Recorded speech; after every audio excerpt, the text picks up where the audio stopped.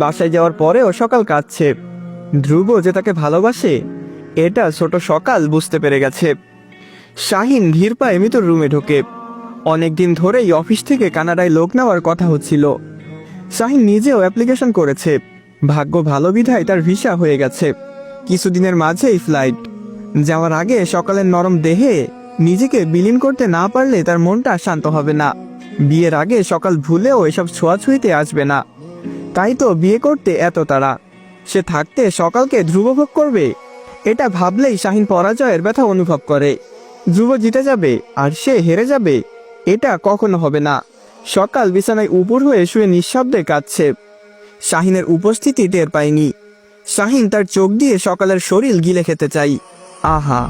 আস্তে করে সকালের পায়ের কাছে এগিয়ে এসে হাত দিয়ে সকালের ছোট নরম পা স্পর্শ করে। হঠাৎ পায়ে কারো ছোঁয়া পেয়ে সকাল লাফিয়ে ওঠে। শাহিনকে দেখে বিছানা থেকে নেমে দাঁড়াই। শাহিন সকালকে বলল, আরে আরে এত ব্যস্ত হচ্ছ কেন? সকাল বলল, আপনি এখানে কেন? শাহিন বলে, আমার বাড়ি, আমি যেখানে খুশি সেখানেই যেতে পারি। তারপর সে এক পা এগিয়ে সকালের এক হাত টেনে নিজের কাছে নিয়ে এসে বলল, তোমাকেও যা ইচ্ছা করতে পারি। দুদিন পরেই তো বিয়ে, তাহলে আগেই প্রিপারেশন নিয়ে ফেলি, কি বলো? সকাল তার হাত ছাড়াতে চাই। চেঁচিয়ে বলে, হাত ছাড়েন, অসভ্য নাকি? একদম আমাকে ছুবেন না। শাহিন বলে, দুদিন পরেই তো ছুব, আজকে ছুঁয়ে দিলে ক্ষতি কি? এমন মশরামশরি করো কেন? কাছে আসো, তুমিও মজা পাবে। সকাল শাহিনের কথায় হতভম্ব হয়ে তাকিয়ে থাকে। শাহিন সকালের গালে হাত দিয়ে বলল, ইস, একদম মাখন। সকাল গলা ছেড়ে মিতুকে ডাকে। শাহিন আরো কাছে এসে বলল, চিল্লাও কেন, মজা লাগে না? সকাল অপ্রস্তুত হয়ে শাহিনের গালে থাপ্পড় দিয়ে বলল, আপনার মতো অসভ্য লুচ্চার সাথে বিয়ে হওয়ার চেয়ে সারা জীবন কুমারী থাকা ঢের ভালো। শাহিন রাগে ফসফস করে বলল, তোমাকে কুমারী রাখবে কে? আমার কাছেই সব হারাবে। আজকের প্রতিশোধ এমনভাবে নিব যে কিছু বলতে 12 বার ভাববে। শাহিন চলে গেলে সকাল তার আম্মাকে ফোন দেয়। সে তার আম্মাকে বলে, আম্মা, আমি এই বিয়ে করতে চাই না। আসমা বলল, কেন? ছেলে দেখতে ভালো, চাকরি ভালো, তাছাড়া ঢাকায় স্থায়ী, পরিচিত ছেলে, কোনো চিন্তা নেই। সকাল কি করে বলবে সে ধ্রুবকে তার মনের মণিকোঠায় স্থান দিয়ে ফেলেছে? তাছাড়া শাহিন দেখতে সুন্দর, ভালো চাকরিও করে, কিন্তু চরিত্র যে নড়বড়ে, এমন ছেলেকে বিয়ের প্রশ্নই আসে না। সকাল বলে, তাতে কি আম্মা, আমি পড়তে চাই, লেখাপড়া করে অনেক বড় হতে চাই, তখন এর চেয়ে ভালো পাত্র আসবে। আমাকে পড়াবে না আম্মা? আসমারও ইচ্ছা তার মেয়েটা পড়ুক, কিন্তু সবসময় তো ভালো সম্বন্ধ আসে না। সে ভেবে বললেন, আচ্ছা, আমি তোর আব্বাকে বলে দেখি। সকাল কান থেকে ফোনটা নামিয়ে রাখে। মিতু ধীর পায়ে রুমে আসে। সকালের দিকে অসহায় চোখে তাকিয়ে বলল, দাদি ডাকে। সকাল সিদ্ধান্ত নেয়, সে তার মতামত জানাবে। সে যেন প্রস্তুত, এমন ভঙ্গিমায় উঠে দাদির রুমের দিকে যায়। নূরজাহান সকালকে দেখে বলল, এই যে সুন্দরী কমলা, আমার নাতির মন কায়রা তো ঘুম হারাম কইরা দিছো। দাদির পাশে বসা শাহিনের দিকে তাকালে সকালের ঘৃণা লাগছে। দাদির দিকে তাকিয়ে আগের কথাগুলো না শোনার ভঙ্গিতে বলল, ডেকেছিলেন দাদি? নূরজাহান পরম স্নেহে সকালের হাত ধরে বলল, ডাকুম না? কয়দিন পরে আমার নাত বউ হইবা, তোমারে না ডাকলে ডাকমু কারে কত দেখি? সকাল শান্ত চোখে নূরজাহান বেগমের দিকে তাকিয়ে থাকে। মিতুর থেকে খবর পেয়ে মনোয়ারা শাশুড়ির রুমে আসে। উনার পিছু পিছু বাড়ির পুরুষ সদস্যরাও সবাই আসে। নূরজাহান সকালকে বলল, আমার নাতিরে কেমন লাগে? পছন্দ হয়? আমরা কিন্তু তোমাদের বিয়ের কথা ভাবতেছি, এখন বলো তোমার কি মতামত? সকাল এক পলক শাহিনের দিকে তাকিয়ে নেয়। ছোট্ট সকালের বুকটা কাঁপছে। কথা বলতে গিয়ে গলা শুকিয়ে যাচ্ছে, কিন্তু তাকে কথাগুলো বলতে হবে। হোক একটু অপমানিত, একটু বেয়াদব, কিন্তু সারা জীবন অপমানিত হওয়ার চেয়ে এখন একটু অপমানিত হওয়া, একটু বেয়াদব হওয়া অনেক ভালো। সকাল সাহস করে বলল, দাদি, বেয়াদবি নিবেন না। আসলে আমি এখন বিয়ে করতে চাই না, আমি অনেক পড়তে চাই। আর গ্রামে আমাকে নিয়ে কি সমস্যা হয়েছে তা তো জানেনি। ওই ছেলেও কিন্তু এমপির ছেলে। আমার আম্মা আব্বা আমার ইচ্ছার কথা জানে বলেই এত তাড়াতাড়ি বিয়ে দিতে চাইনি। তাই বলি কি, এখনই বিয়ে করতে চাই না, দয়া করে আপনি কষ্ট পাবেন না। নূরজাহান অবাক হয়ে তাকিয়ে থাকে। এই মেয়ের এত সাহস, উনার মুখের উপরে কথা বলে। উনি গম্ভীর গলায় বলল, বিয়ের পরেও পড়বা? আমরা কি মূর্খ ফ্যামিলি যে বউকে ঘরে বসায় রাখবো? তুমি যত ইচ্ছা পড়বা। সকাল আস্তে করে বলল, আমি বিয়ে করতে চাই না, দয়া করে আপনারা আমাকে জোর করবেন না। শাহিন তেড়ে কিছু বলতে গেলেও নূরজাহানের বাধায় থেমে যায়। নূরজাহান বলল, শাহিন ভালো ছেলে। সকাল শাহিনের দিকে তাকিয়ে হাসার চেষ্টা করে বলল, অন্য জায়গায় মেয়ে দেখুন, ভালো ছেলের জন্য নিশ্চয়ই ভালো মেয়েও পাবেন। শাহিন কড়কড়ে গলায় বলল, আমি তোমাকেই বিয়ে করব, তারপর তোমার এই দেমাগ ছুটাবো। ধ্রুব এতক্ষণ তার মা বাবার সাথে সকালের বিয়ে নিয়ে তর্কাতর্কি করছিল। মিতুর কথা শুনে এসে বাহিরে দাঁড়িয়ে সবার কথা শুনছিল। সকালের কথা শুনে মনে মনে সকালকে সাবাস দেয়। সে ভেবেছিল নিজেই নূরজাহানের সাথে কথা বলবে, কিন্তু তার আগেই সকাল নিজের মনোভাব প্রকাশ করে দেয়। কিন্তু এখন শাহিনের উগ্র কথা শুনে নিজেকে আটকে রাখা গেল না। সে আস্তে করে তাদের রুমে ঢুকে যায়। শাহিনের দিকে তাকিয়ে বলল, শুনোনি, সকাল যে বিয়েতে রাজি না? তাহলে এত কথা বলছো কেন? আর কিসের দেমাগ ছোটাতে আসো? জোর করে বিয়ে করবে নাকি?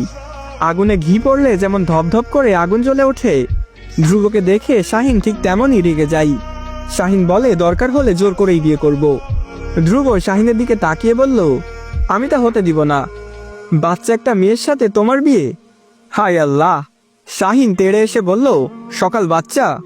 তাহলে তুই সকালের পেছনে ঘুরিস কেন? ধ্রুব মুস্কি হেসে বলল, আরে ভাই, আমার খালাতো বোন লাগে না? শাহিন দাদির দিকে তাকিয়ে বলল, দাদি, আমি সকালকেই বিয়ে করব, ব্যাস।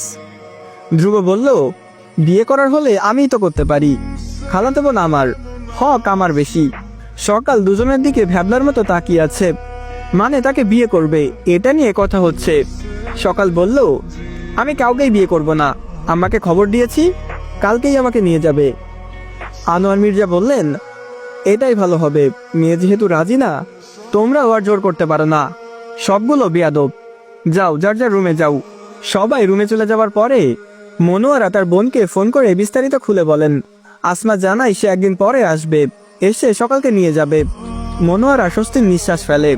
শাহিন রুমে গিয়ে ছটফট করে, রাগে মাথা ব্যথা হয়, চোখ ফেটে রক্ত বের হওয়ার উপক্রম। এতটুকুনি মেয়ে তাকে প্রত্যাখ্যান করে, তাকে থাপ্পড় মারে, কি সাহস! শাহিনের মাথা খারাপ হয়, কিন্তু চুপচাপ নীরবতা পালন করে দাঁতে দাঁত চেপে নিজেকে সামলে নেয়। তার বুকে প্রতিশোধের আগুন দাউ দাউ করে জ্বলছে। ধ্রুব অস্থির পায়ে পায়চারি করছে। সকাল চলে যাবে মানে কি? ধ্রুব বিছানায় বসে ভাবতে থাকে কিভাবে সকালের যাওয়া আটকানো যায়। শাহিন এত সহজে মেনে নেওয়ার ছেলে না। ধ্রুব শাহিনকে নিয়ে ভাবে, সে কি অন্য কোনো ফোন দিয়ে আসছে? পরের দিন বাসার সবাইকে আনোয়ার মির্জার এক বন্ধুর বাসায় দাওয়াত দিয়েছে। যদি না যায় তাহলে হবে না, সুতরাং সবাইকে যেতে হবে। ধ্রুব আর শাহিনের অফিস শেষ করে অনুষ্ঠানে যাওয়ার কথা। বাসার সবাই গেলেও সকাল গেল না। সবাইকে বলল তার ভালো লাগছে না, তাই যাবে না। আসলেও সকালের ভালো লাগছে না, কেন জানি মনটা ভারাক্রান্ত হয়ে আছে। সন্ধ্যা হতেই কলিং বেল বাজে। সকাল ভাবে এই সময় কে আসবে, সে দরজা খুলে না, কিন্তু অপর প্রান্তের লোকটার বুঝি খুব তাড়া, একটানা কলিং বেল দিয়েই যাচ্ছে। সকাল ধীর পায়ে দরজা খুলে দেখে শাহিন দাঁড়িয়ে। শাহিনকে দেখে সকাল ভয় পায়। এখন বাসায় কেউ নেই। শাহিনেরও দাওয়াতে থাকার কথা ছিল, কিন্তু শাহিন যে বাসায়। সকাল শাহিনের দিকে তাকাই, শাহিন তার দিকে তাকিয়ে আছে, মুখে মুস্কি হাসি। সকাল মনে মনে বিপদের আশঙ্কা করে মিতুর রুমের দিকে দৌড় দেয়, কিন্তু সফল হয় না। তার আগেই একজোড়া বলিষ্ঠ হাত তাকে আষ্টে পৃষ্ঠে জড়িয়ে ধরে। শাহিনের মতো বলিষ্ঠ ছেলের সাথে অল্প বয়সী সকাল পেরে ওঠে না। হাত পা ছুঁড়ে নিজেকে মুক্ত করতে চাই, এলোপাথারি শাহিনকে থাপ্পড় মেরে যাই। শাহিন সকালকে পাজকলা করে তার রুমের দিকে নিতে নিতে দাঁতে দাঁত চেপে বলল, খুব তেজ তাই না? আজকে আমিও দেখব এই শরীরে কত তেজ। শাহিন সকালকে বিছানায় নিয়ে ফেলে, বিছানার পাশে দাঁড়িয়ে শার্ট খুলতে থাকে। সম্ভাব্য পরিস্থিতি টের পেয়ে সকালের কলিজা শুকিয়ে যায়। মনে মনে আল্লাহকে ডেকে সাহায্য চাই। বিছানা থেকে উঠে দরজার দিকে ছুটে যাই। শাহিন খপ করে সকালের হাত ধরে দেয়ালে চেপে ধরে।